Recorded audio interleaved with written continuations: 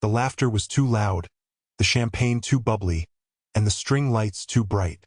I stood there holding a plate of deviled eggs I didn't want, watching Amy work the room like she was on stage. She'd been gone a month, some business retreat for her fitness club dream, and now she was back, glowing like she'd been dipped in gold. Everyone was fawning over her, telling her how incredible she looked, how inspiring she was. Even our neighbors, who'd never so much as waved at me while I was pruning my roses, were hanging on her every word. But then I felt it, a tug on my sleeve. My son, Jake, his face pale and his hands shaking, whispered, "Dad, we need to talk. Now." His voice was low, urgent, like he was holding back a scream. I followed him down the hall, past the family photo on the wall, the one from last summer where we all looked happy, or at least like we were pretending to be. He locked the door behind us, and the click of the latch felt like a gunshot. "What's wrong?" I asked, though the way his eyes darted to the door made my stomach drop. "It's Mom," he said, his voice trembling. "She's been lying to you. She's not who you think she is." For a second, I thought it was a joke. Maybe some teenage drama, something about her being too strict or not understanding him. But the look on his face, like he was about to cry or throw up, told me this was different. "What are you talking about?" I asked, my voice steady even though my heart was pounding. He hesitated, glancing at the door again like he was afraid she'd burst in. "I saw her texts, Dad. She's been meeting someone. Some guy. And it's not just talking." The room felt like it was spinning. I could still hear the party through the door, Amy's laugh, the clink of glasses, someone telling a story about how amazing she was. But in here it was dead quiet, like the air had been sucked out. "Who?" I managed to ask, though I wasn't sure I wanted to know. "Some investor," Jake said, shaking his head. "She's been using our money, Dad. Our savings. I saw the bank statements. She's been draining the accounts." I felt like I'd been punched in the gut. The plate of deviled eggs slipped from my hand, hitting the floor with a sickening crack. I stared at the mess. The yellow filling smeared across the tiles, the broken porcelain, and it felt like a metaphor for everything I thought I knew about my life. "Are you sure?" I asked, though I already knew the answer. Jake nodded, his eyes filling with tears. "I didn't want to tell you, but I couldn't keep it to myself anymore. I'm sorry, Dad." I wanted to scream.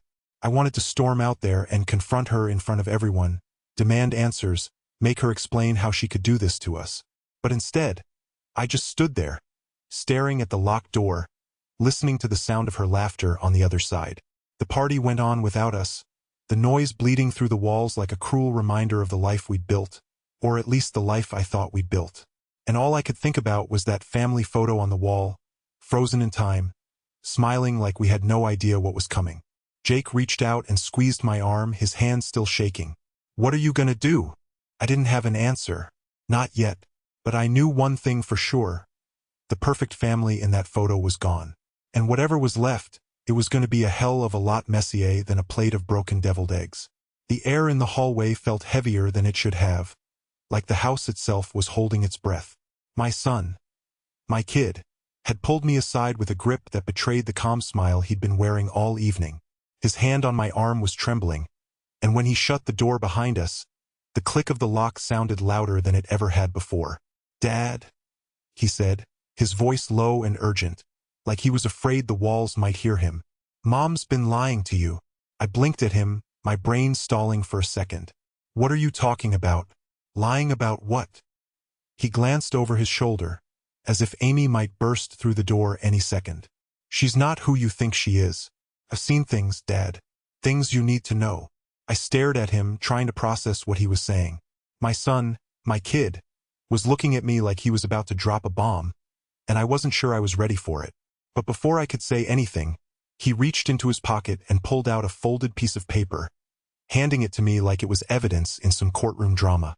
I unfolded it, my hands moving slower than my racing thoughts. It was a bank statement, our joint account. The numbers didn't make sense at first.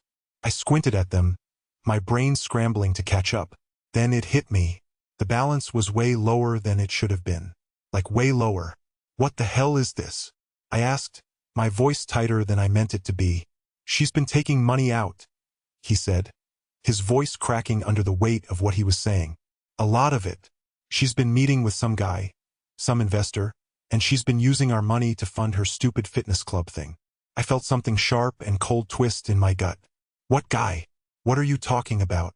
He hesitated, like he was trying to find the right words. Some rich dude. I've seen them together, Dad. At coffee shops, at her studio. She's been sneaking around, meeting him when she said she was working late. I didn't want to believe it at first, but I've seen the texts. She's not just lying to you about the money. She's lying about everything. The room seemed to tilt around me. I could hear the faint hum of the party still going on downstairs. Laughter, glasses clinking, Amy's voice cutting through the noise like a knife. She was down there, playing the perfect host while my kid was up here, handing me a reality I wasn't ready to face. Why didn't you tell me sooner? I asked, my voice barely above a whisper. He looked down at his hands, his shoulders slumping. I didn't want to believe it either, Dad. I kept hoping I was wrong. But then I found this. He reached into his pocket again and pulled out a crumpled receipt, handing it to me. She booked a hotel room, Dad, last week. She told you she was at a conference. I stared at the receipt, the words blurring in front of my eyes. The dates matched up. The amount was more than we'd ever spent on a night out, even for our anniversary. And the name on the reservation wasn't hers. It was his, some guy I'd never heard of. My hands clenched into fists, the paper crumpling in my grip. I could feel the anger bubbling up, hot and raw, but there was something else underneath it, something colder, a kind of sickening clarity that made my stomach churn. Does she know you know? I asked, my voice low and steady, even though I felt anything but. He shook his head. No, I didn't want to say anything until I was sure, but I thought you should know. I thought you deserved to know. I looked at him, my kid who was supposed to be worrying about school and sports and whatever else teenagers worried about, not carrying this kind of weight, not having to be the one to tell me the truth about his own mother. I'm sorry, Dad, he said, his voice breaking. I didn't want to hurt you, but I couldn't keep this from you anymore. I reached out and pulled him into a hug, my arms wrapping around him like I could shield him from the mess his mother had made. He hugged me back, his grip tight, like he was holding on for dear life. It's not your fault, I said, my voice rough. None of this is your fault. But as I held him, I could smell Amy's perfume lingering in the air, that familiar scent she always wore, light and floral, like springtime. It used to make me think of her smile, of the way she'd laugh when I brought her flowers from the garden. Now it just made me feel sick. I pulled back, looking him in the eye. Go downstairs. Act like nothing's wrong. I'll handle this. He nodded, his face pale but determined, and slipped out of the room, leaving me alone with the weight of what he'd just told me. I stood there for a moment, staring at the crumpled bank statement in my hand, the numbers glaring up at me like an accusation. Then I walked over to the bed and knelt down, pulling out the shoebox where I kept old receipts and warranties. Underneath it all, tucked in the corner, was a stack of papers. Bank statements, credit card bills, things I hadn't looked at in months. I flipped through them, my hands trembling as the picture started to come into focus. She'd been lying, for months, maybe longer, and I'd been too blind, too trusting to see it. I sat back on my heels, the papers spread out around me like evidence at a crime scene. The anger was still there, simmering under the surface, but it was mixed with something else, something sharper, a kind of cold, calculating clarity that made my chest feel tight. Amy wasn't who I thought she was, and now, thanks to my kid, I knew the truth. But knowing the truth was only the beginning. The room smelled like roasted garlic and spilled Merlot, but all I could focus on was the crumpled bank statement in my hand. My thumb kept brushing over the zeros, or rather, the lack of them. Like if I stared hard enough, they might magically reappear. Amy's laughter cut through the chatter, that high-pitched, tinkling sound she made when she was nervous. It was the same laugh she'd used when I caught her flirting with her yoga instructor last summer. Back then, I'd let it slide. Not this time. I stood there, holding the paper like it was a bomb about to go off, while guests milled around us, oblivious. Our son's words from earlier still echoed in my head. She's not who you think she is. I'd brushed him off, chalked it up to teenage angst. But now, staring at the numbers, I felt like I'd been sucker punched. Every dollar we'd saved, My overtime hours, the bonuses I'd squirreled away, even the college fund for our kid was gone. Drained into her fitness club dream. The wine glass in my other hand was empty, but I didn't remember drinking it. My fingers tightened around the stem as I scanned the room, looking for her. She was by the fireplace, holding court with a group of her girlfriends, her red dress catching the light like a warning signal. I moved toward her, the bank statement crumpling further in my grip. "Amy," I said, my voice low but sharp enough to cut through her laughter. "We need to talk. Now." She turned, her smile faltering for just a second before she recovered. "Robert, sweetheart, what's wrong? You look like you've seen a ghost." I didn't answer, just held up the statement. Her eyes flicked to it, and for a split second I saw it, the panic, the guilt. But then she laughed again, that same nervous laugh, and waved a hand like it was nothing. "Oh, that is just a little hiccup with the business. You know how these things go." "A hiccup?" My voice rose, drawing glances from the guests. "You wiped out our accounts, Amy. Every single one. Do you have any idea what you've done?" She stepped closer, her perfume, something floral and expensive, filling the space between us. "Robert, please, not here," she hissed under her breath. "We'll talk about this later, okay? You're embarrassing me." "Embarrassing you?" I barked out, a laugh, bitter and hollow. "You've been lying to me for months, draining our money into some half-baked scheme, and I'm the one embarrassing you?" Her face went pale, but she didn't back down. Instead, she squared her shoulders, her chin jutting out in that defiant way she had. "You're overreacting," she snapped. "This isn't just some scheme, Robert. It's a vision, a future. But you wouldn't understand that, would you? You're too busy playing in the dirt with your roses to see the bigger picture." The room had gone quiet now, all eyes on us. I could feel the weight of their stares, their whispered judgments. But I didn't care. Not anymore. I tossed the crumpled statement onto the coffee table, where it landed next to an empty wine glass. "Our future," I said, my voice shaking. "You've destroyed our future, Amy. And for what? Some pipe dream." She opened her mouth to respond, but I didn't stick around to hear it. I turned on my heel and walked out, the sound of her heels clicking on the hardwood floor behind me. The front door slammed shut, and I stood there on the porch, the cool night air hitting my face like a slap. My hands were shaking, my mind racing. But one thing was clear: the life I thought I had was gone. And standing there, staring at the moonlit garden, I realized something else, too. The roses, my roses, were still there, their crimson petals glowing in the dark. They were the only thing left that made sense. The only thing that hadn't betrayed me. The room spun, but not from the champagne. Amy's red dress, her dress, the one I'd bought her last anniversary, caught the light like a warning signal. She was laughing, her hand brushing the investor's arm, a gesture too casual to be innocent. His Rolex gleamed under the chandelier, the kind of watch that screamed, "I can afford to take whatever I want." I stood there, calloused hands gripping the stem of my wine glass, feeling the ridges dig into my palm. My hands, always stained with dirt from the garden, felt alien in this room full of polished surfaces and polished people. Amy had always hated that about me. The dirt, the simplicity, the fact that I wasn't climbing some corporate ladder. But I'd thought it was enough. I thought we were enough. Her eyes met mine for a split second, and something flickered. Guilt? Panic? Before she looked away, her gaze darting back to the investor. That's when I noticed it. The way she leaned into him, the way her fingers lingered on his sleeve, the way she laughed at his jokes like they were the funniest goddamn things she'd ever heard. It wasn't just business. It was personal. The truth hit me like a punch to the gut. All those late nights at the gym, all those sudden business trips, all the times she'd come home smelling like someone else's cologne. It wasn't ambition. It was him. She'd been using me, draining our accounts, feeding me lies about her big plans, all while she was building a life with him. I wanted to scream. I wanted to throw the glass in my hand against the wall and watch it shatter into a million pieces.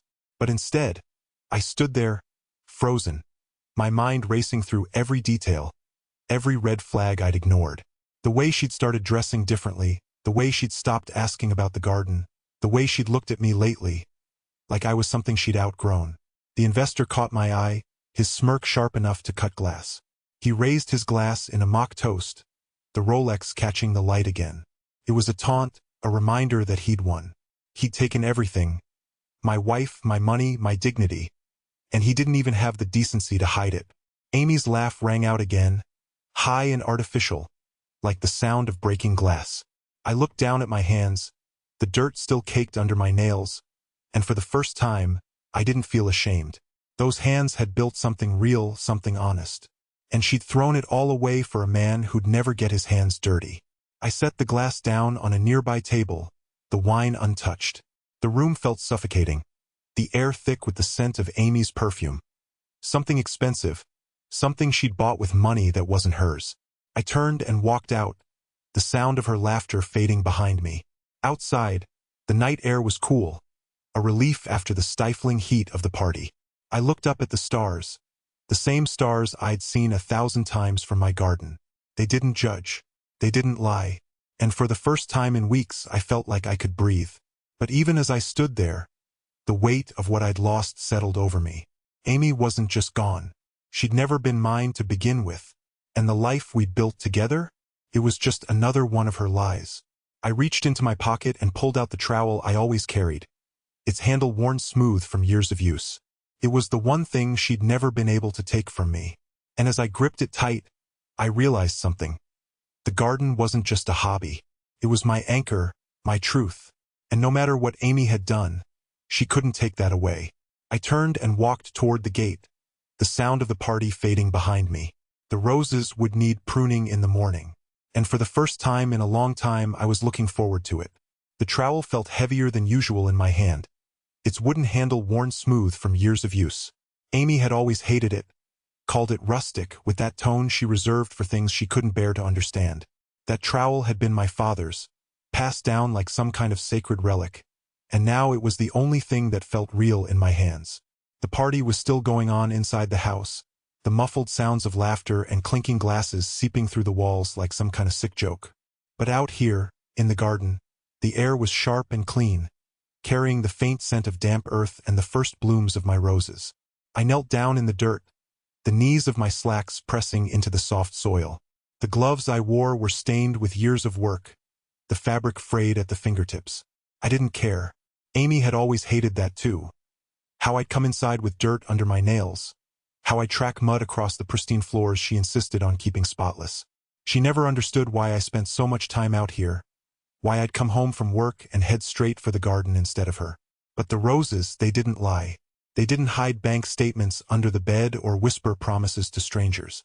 They just grew, steady and true, their crimson petals unfurling like secrets I could finally understand. I ran my fingers over the nearest bush, the thorns catching on the fabric of my gloves. The blooms were just starting to open, their edges still tight with the promise of what was to come. I planted this 1 year ago, back when Amy and I were still pretending to be happy. It had been a gift for her, or so I told myself at the time. But really, it was for me, a way to anchor myself in something real, something that wouldn't crumble under the weight of her ambition. The trowel dug into the earth with a satisfying crunch, the soil parting like it was eager to give up its secrets. I worked methodically, clearing away the weeds that had started to creep in around the base of the bush. The rhythm of it calmed me, the repetitive motion of digging and pulling, digging and pulling. It was the only thing that made sense anymore. Inside, the walls of the house felt like they were closing in, the weight of Amy's lies pressing down on me like a physical thing. But out here, the world was quiet. The only sound was the rustle of leaves in the breeze and the distant hum of the party I'd left behind. I paused, my hand resting on the stem of a rose. The petals were soft against my skin, their color so deep it almost looked black in the fading light. For a moment, I let myself imagine what it would be like to stay out here forever, to let the garden swallow me whole. But then I heard the sound of footsteps on the patio, and I knew she'd found me. "Robert!" Her voice was soft, almost hesitant, but I didn't turn around. Couldn't. Not yet. Instead, I kept my eyes on the roses, their beauty a stark contrast to the mess inside the house. "What are you doing out here? Everyone's asking for you." I didn't answer right away. Instead, I reached for the trowel again, the weight of it steadying me. When I finally spoke, my voice was low, almost a growl. "I'm doing what I should have done a long time ago, Amy. I'm digging up the weeds. She didn't say anything, but I could feel her watching me, her presence like a shadow at the edge of my vision. I didn't care. The roses were all that mattered now. They were the only truth I had left. The pre-dawn light filtered through the blinds, casting slanted shadows across the bedroom. I woke to the sound of zippers and the sharp click-click of hangers being yanked from the closet rod. My hand instinctively reached for the other side of the bed, cold, untouched. When I opened my eyes, Amy was there, silhouetted against the faint glow, her movements brisk and mechanical as she stuffed clothes into a sleek Louis Vuitton suitcase, the kind of luggage that cost more than my truck. Her red dress from the night before was crumpled in a heap on the floor, a discarded costume. I sat up, my voice still thick with sleep. What are you doing? She didn't turn around. What does it look like? Her tone was clipped, like she was talking to a stranger. I'm leaving. The words hung in the air, heavy and final. I swung my legs over the side of the bed, my feet brushing against the cold hardwood. Leaving? Just like that. This time, she paused, her hands resting on the edge of the suitcase. For a moment, I thought she might turn around, might look me in the eye, but she didn't. You really thought this was going to last, didn't you? She said, her voice dripping with condescension. The gardener and the socialite? It's cute, Robert, but it's not real. I felt my jaw tighten, my hands curling into fists. Real? You're talking about real? What about the life we built? The family we have? She let out a short, bitter laugh, the kind that made my stomach twist. Family? Please, you think planting roses and mowing lawns is enough to keep a woman like me satisfied? I have dreams, Robert, ambitions. And you? You're content to dig in the dirt while the world passes you by. Her words cut deeper than I wanted to admit. I stood, my bare feet pressing into the floor, and took a step toward her. And what about him? The investor? Is he your dream now? She finally turned to face me, her eyes cold and unflinching. He's everything you're not. He sees me, he understands me, and he doesn't waste his life playing in the dirt. I glanced at the suitcase, the designer logo glaring at me like a brand. It wasn't just a bag. It was a symbol of everything she valued, everything I couldn't give her. You're really going to throw away everything we have for him? She zipped the suitcase shut with a sharp whir and straightened, her heels clicking against the floor as she walked toward the door. We don't have anything, Robert. Not anymore. You can keep your roses and your trowel. I'm done. I followed her into the hallway, my chest tight with a mix of anger and disbelief. The closet door was wide open, half empty, her sides stripped bare. The faint scent of her perfume lingered in the air, but it felt wrong now, like a memory already fading. You think he's going to give you what you want? I called after her, my voice rising. You think he's going to stick around when things get hard? She stopped at the front door, her hand resting on the knob. For a moment, she hesitated, her shoulders tense. Then, without looking back, she said, "At least he's not afraid to try." The door clicked shut behind her, the sound echoing through the empty house. I stood there, my hands hanging limp at my sides, staring at the spot where she'd been. The faint click-click of her heels on the driveway faded into silence, replaced by the distant chirping of birds in the garden. My garden. I turned and walked through the house, my feet carrying me to the back door. The morning air was cool against my skin as I stepped outside, the dew clinging to the grass. My roses stood tall and vibrant, their crimson petals glistening in the early light. I knelt beside them, running my fingers over the soil, the familiar texture grounding me. Amy had never understood this, the quiet satisfaction of nurturing something, watching it grow. To her it was just dirt, but to me it was life. Real, honest, unpretentious life. And as I knelt there, the weight of her words still hanging over me, I realized something. I didn't need her to see it. I didn't need her to understand. The roses were enough. The morning sun filtered through the blinds, casting long, slanted shadows across the hardwood floor. Amy was in the bedroom, her movements sharp and deliberate as she tossed designer shoes into a suitcase that probably cost more than my truck. The sound of her heels clicking against the floor was like nails on a chalkboard, each step a reminder of how far we drifted from the life we'd once promised each other. I stood in the doorway, the weight of the divorce papers in my hand heavier than any bag of soil I'd ever carried. She hadn't noticed me yet, too busy folding a silk blouse with the kind of care she'd never shown our marriage. I cleared my throat, and she froze mid-motion, her back stiffening like a cat caught in the wrong yard. "What do you want, Robert?" she asked, her voice clipped, but I could hear the faint tremor beneath it. She didn't turn around. I stepped into the room, the divorce papers and a single crimson rose clutched in my hand. The rose was from the garden, one of the few things in my life that had remained untouched by her lies. It was perfect, its petals velvety and fragrant, a stark contrast to the chaos she'd left in her wake. "I think you know," I said, my voice steady despite the storm raging inside me. I held out the papers first, the crisp white sheets a glaring accusation. She turned then, her eyes narrowing as they landed on the documents. For a moment, she just stared, her lips pressed into a thin line, as if she could will them to disappear. "You're serious," she said, more of a statement than a question. Her tone was cold, but her hands betrayed her, fidgeting with the blouse she'd been folding. "Dead serious," I replied, my jaw tightening. "You made your choice, Amy. Now I'm making mine." Her eyes flicked to the rose in my other hand, and for the first time I saw a flicker of something. Guilt, maybe, or regret. But it was gone as quickly as it appeared, replaced by the mask of indifference she'd worn so well these past few years. "A rose?" she scoffed, her voice dripping with sarcasm. "Really, Robert? You think that's going to make this better? Make you look noble?" I didn't rise to the bait. Instead, I set the rose gently on the bed beside her suitcase, its stem still damp from the morning dew. "It's not for you," I said, my voice low but firm. "It's for me, a reminder that some things can still grow, even when everything else is falling apart." She stared at the rose, her lips parting as if she wanted to say something, but no words came. For a moment, the room was silent except for the faint ticking of the clock on the wall. Then she reached for the divorce papers, her fingers trembling slightly as she flipped through the pages. "You're really going to do this?" she said, more to herself than to me. Her voice was softer now, almost fragile, but I wasn't fooled. I'd seen her play this game too many times before. "I already did," I said, turning to leave. I paused at the door, my hand resting on the frame. "You'll hear from my lawyer." Her laugh was bitter, a harsh sound that cut through the stillness of the room. "Your lawyer? What? Did you trade a few roses for legal advice?"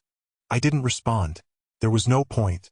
Instead, I walked out, the sound of her heels clicking against the floor fading behind me as I made my way to the garden. The morning air was cool, the scent of damp earth and blooming roses filling my lungs. I knelt beside the flower bed, my hands sinking into the soil, and for the first time in weeks, I felt a sense of peace. The papers were signed. The rose had been delivered. And somewhere in the house, Amy was packing her things, her designer bags and high heels a stark contrast to the life we'd once shared. But out here, among the roses, I was free. Free to grow, free to heal, free to rebuild. And for the first time in a long time, that was enough. The phone rang just as I was pruning the roses, a sharp, insistent sound that cut through the quiet of the garden. I wiped my hands on my jeans, leaving streaks of dirt across the fabric, and picked up. It was the bank.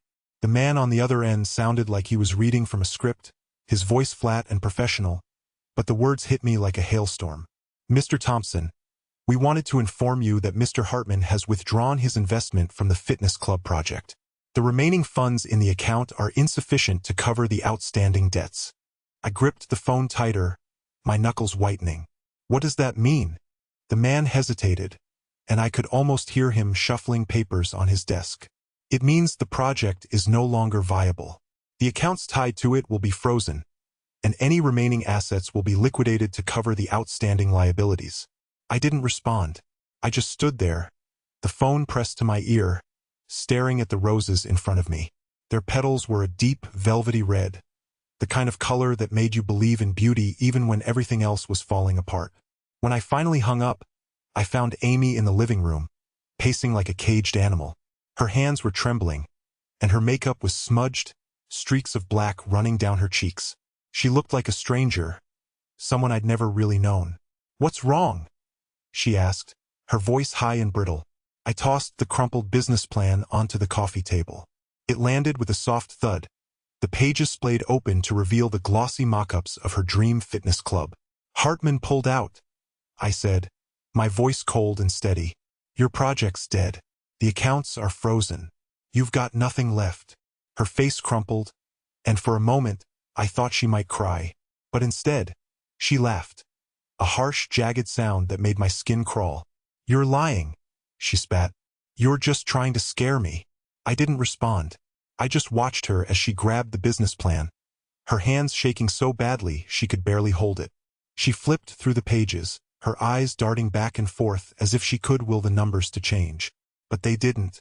The truth was there, in black and white, and no amount of denial could erase it. You ruined this, she hissed, throwing the papers at me. They scattered across the floor, landing in a messy heap.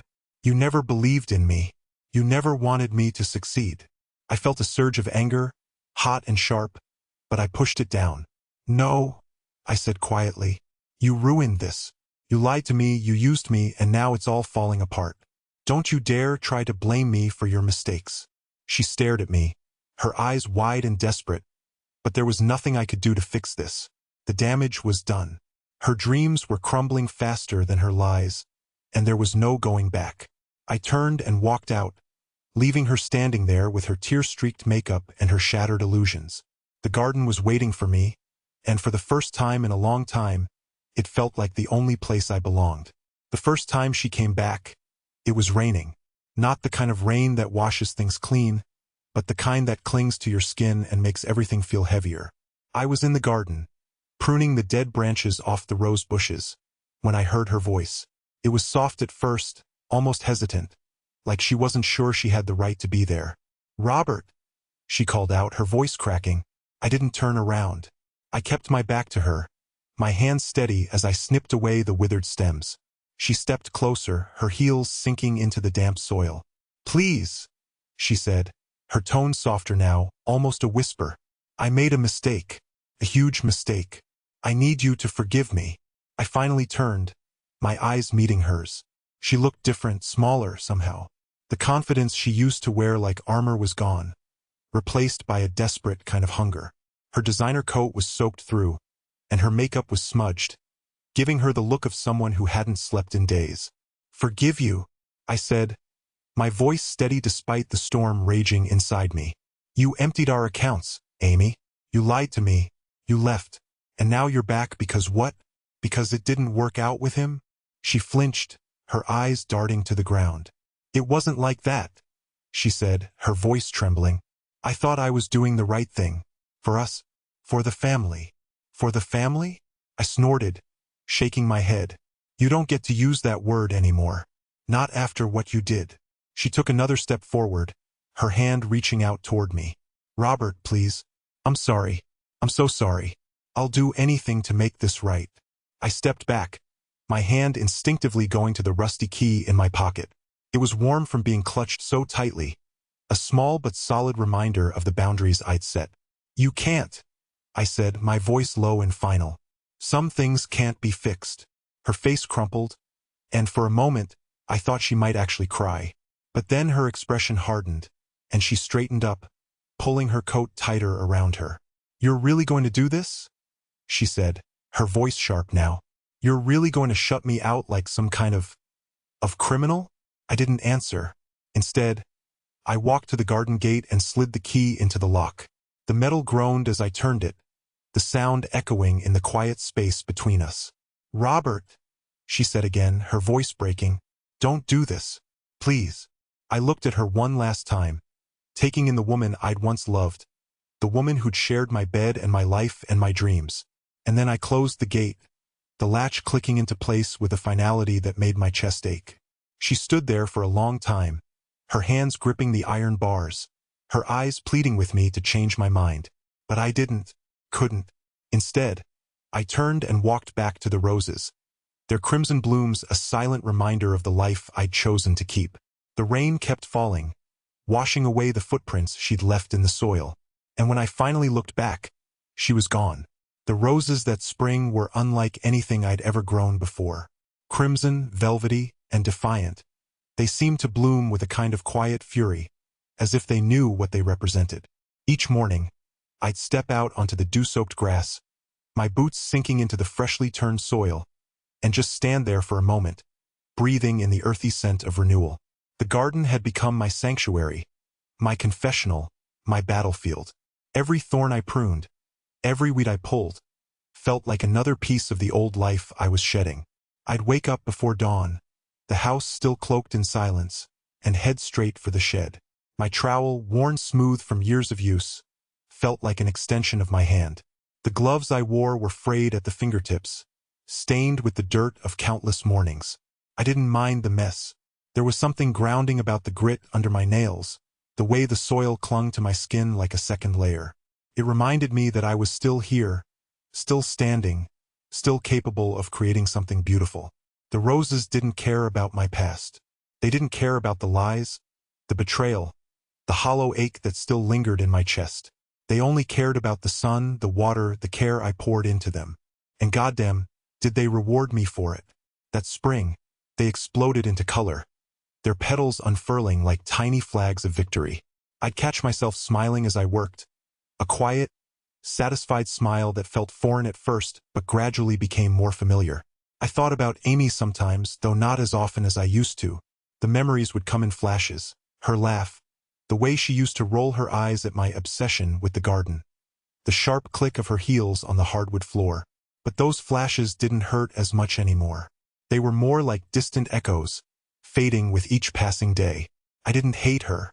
I didn't even pity her. She was just someone I used to know.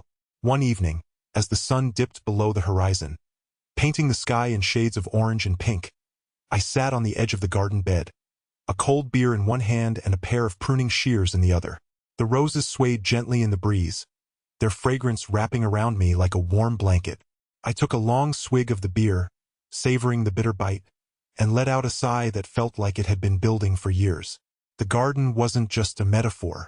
It was proof that I could rebuild, that I could take something broken and make it whole again.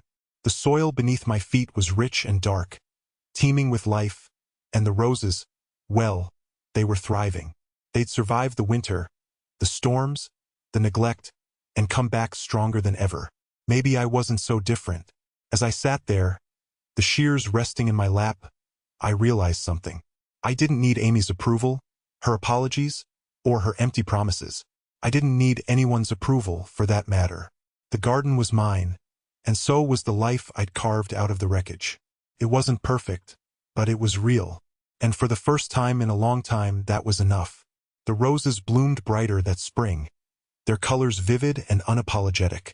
They were a silent testament to everything I'd survived, everything I'd built. And as I stood there, dirt under my nails and a satisfied smile on my face, I knew one thing for certain. I was going to be okay. The morning sun filtered through the kitchen window, casting warm streaks across the table where I sat with a cup of coffee.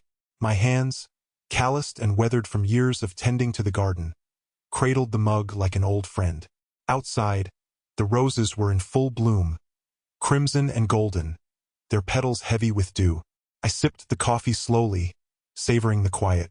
It was a silence I'd learned to appreciate, not the kind that used to hang between Amy and me like a storm waiting to break. I don't know why I opened the drawer that morning. Maybe it was the way the sunlight caught the edge of it, or maybe it was just some subconscious itch I needed to scratch. But there it was, tucked beneath a stack of seed catalogs and gardening gloves, a wrinkled photo of Amy. It was an old one, taken back when we still believed in forever. Her smile was bright, her hair perfectly styled, her eyes sparkling with that ambition I used to admire. Now, looking at it, I felt nothing but a dull ache, like pressing on a scar that had long since healed. I'd heard about her through the grapevine, bits and pieces that drifted my way like leaves on the wind. Her fitness club had folded within a year, the investor pulling out and leaving her drowning in debt. The lavish lifestyle she chased so desperately had crumbled faster than her lies. I heard she'd lost her looks, too, not just the kind that came with age, but the kind that came with stress and regret. Her pride, once her most defining feature, had been ground into dust. She tried to crawl back into my life once, pleading and tearful, but I'd already locked that gate, and the key was buried deep in the soil of my garden. I set the photo down on the table and stared at it for a moment. There was no joy in knowing she'd fallen, no satisfaction in her suffering. If anything, I felt a strange kind of pity. She'd spent so much of her life chasing things that didn't matter. Money, status, validation from people who didn't care about her. And in the end, she'd lost it all, including herself. I stood and walked outside, the cool morning air brushing against my face. The garden was alive with color, the roses standing tall and proud, their fragrance filling the space. I knelt by the bed, running my fingers over the soft petals, feeling the life pulse beneath them. This was my truth now. This garden, this quiet, this peace. It wasn't glamorous or flashy, but it was real, and it was mine. As I worked, turning the soil and pruning the branches, I thought about how far I'd come. The anger that used to burn so hot had cooled into something steady and manageable. The betrayal that had once felt like a knife in my chest was now just a faint ache, a reminder of lessons learned. I didn't hate Amy anymore. I didn't love her either. She was just a chapter in my life, one I'd closed a long time ago. The roses bloomed brighter than ever that spring, their colors bold and unapologetic. They were a testament to the life I'd rebuilt, to the strength I'd found in the soil and the sunlight. And as I stood there, dirt-stained gloves in hand, I realized something important. I was okay. More than okay, actually. I was content. Not the kind of contentment that comes from having everything you want, but the kind that comes from knowing you've survived everything you didn't. The garden gate creaked softly in the breeze, and I smiled. It was a good sound, a sound of resilience, of boundaries, of growth. And as I turned back to my roses, I knew that whatever came next, I'd be ready, because I'd learned to find beauty in the simple things, and that was enough.